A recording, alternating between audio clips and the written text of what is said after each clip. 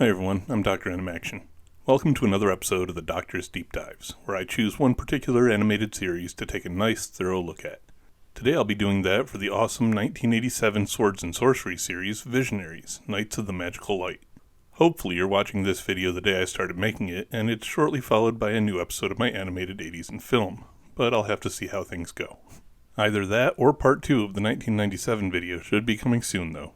The only thing I want to mention before we start here is that I'll be using these deep dive videos to talk about production and history of these shows, but I've also decided to do second parts of each video in which I can just geek out and kind of talk about the world, character, and technology for each. I'll be catching up on the past few deep dives I've already done with those companions over the next couple of weeks. No time for more babbling today though, let's get straight to the dive. Visionaries takes place on the far distant planet of Prismos, which orbits its solar system's trio of suns. Unfortunately, these suns align one day, and their combined energy sends out an electromagnetic pulse that permanently disables every piece of technology used by the highly advanced society that calls Prismos home. In its place rises a medieval society under the rule of the valiant Leoric, and defended by his spectral knights. However, the evil Darkstorm seeks wealth and power in this new world, and with his Darkling Lord supporting him, faces off against the forces of good. One such source of power is an ancient magic reawakened in the absence of technology, and this power is offered to anyone that can complete his trials by the enigmatic wizard Merklin. The Spectral Knights and Darkling Lords go head-to-head facing the magician's challenges, and both groups succeed in the end. As a reward, Merklin grants them all powers and abilities, such as assuming animal forms, summoning powerful magical avatars, and even giving life back to the technology of the past. And so, the battle between the two groups rages on, with strange new powers and abilities, adding new levels of complexity and danger to the conflict. Different resources tell different stories about the Visionaries. Wikipedia, which as a teacher I realize isn't the best source out there, mentions the toy line for the property being released after the cartoon ended.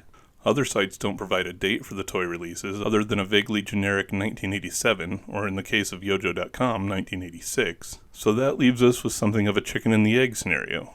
But the truth may be that it really doesn't matter, because unlike any other toy-cartoon relationship of the time, including others within Hasbro, the Visionaries were co-produced by Hasbro and Sunbow working together. This means that rather than having one play catch-up to the other, the Visionaries' animated and toy designs were done concurrently and in tandem. The man at the head of the efforts was Flint Dilley, a writer and story editor for Sunbow with a long history working on projects like Transformers, G.I. Joe, and the Inhumanoids. At least, that's what Wikipedia says, but there's not really any place else I can find that credits any one single creator. Though Dilley definitely wrote more than half of the episodes for the show, I personally think it's more likely that the Visionaries was a property created by committee and designed by the on-staff talent at the two companies. Creators whose names are sadly likely buried in some file somewhere or lost to time. I did find an interview with Dilley where he was asked about fleshing out the concept, so my best deductive guess is that someone at Hasbro had an idea and they brought in Sunbow for help because they didn't really know what to do with it. In that same interview, Dilley said that he and the other Sunbow creatives decided to add some humor and make the series as fun as possible. He stated that it was a fairly turbulent time of change at Sunbow, and he and the others working on Visionaries were essentially unsupervised and free to do what they wanted. Honestly though, that's all the information I can find from any sort of historical perspective. I'll provide a link to the interviews in the video description for anyone who wants to read it, but it seems like Visionaries was a case of someone had an idea and a cooperative team of creatives ran with it. Sorry if you wanted more here, but it just isn't there to find. So let's look at production instead. As I mentioned a couple of minutes ago, Visionaries was a co-production between Hasbro and Sunbow, and it was the first such collaboration between the two that didn't involve Marvel Productions. Instead, as can be somewhat easily deduced from the quality of the animation, the third party in the development of the Visionaries cartoon was TMS Entertainment, the studio behind some great anime like Lupin III, Magic Knight Rayearth, and Akira. Here in the States, half of the series was written by Flint Dilley, with the other half evenly split between Buzz Dixon and Douglas Booth, both of whom were veterans of several other animated series of the time. Though Dilley was a producer for Sunbow, producer credits on the series went to Jim Duffy, with Jules Bacall serving as the executive producer and Jay Bacall as the creative director, which I found interesting enough to try and figure out if they were related. Turns out they were father and son, so that's kind of a cool family business. They worked together on a lot of my favorite properties. The series' theme song was composed by the writing duo of Anne Bryant and Ford Kinder, whose previous collaborations had resulted in the themes for The Inhumanoids, The Transformers, My Little Ponytails, and quite a few more, with Kinder also having created the theme song for G.I. Joe. Across the ocean at TMS, the animation for the series was directed by Yasumi Yoshi Mikimoto, director of both the Lupin III animated series and Super Dimension Century Orgus. Voice direction was handled by a name that should sound familiar to any of you who've watched the previous entries in this series, Wally Burr.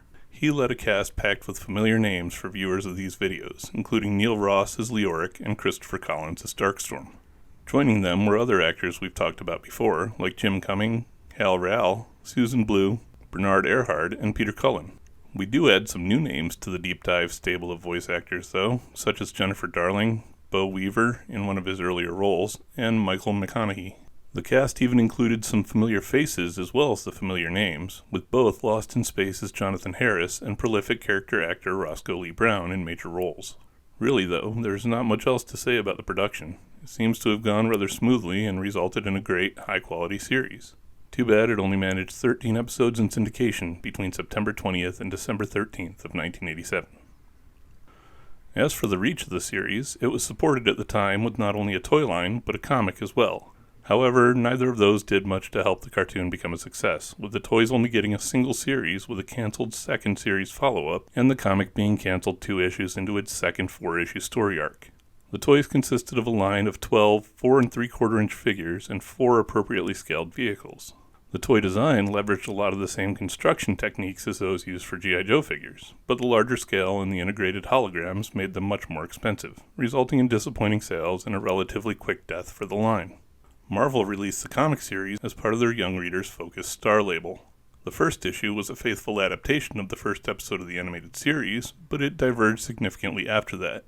The initial miniseries managed to run to completion, with the second storyline started in issue 5 to follow it up, though that was unceremoniously canceled unfinished after just 2 issues of it released.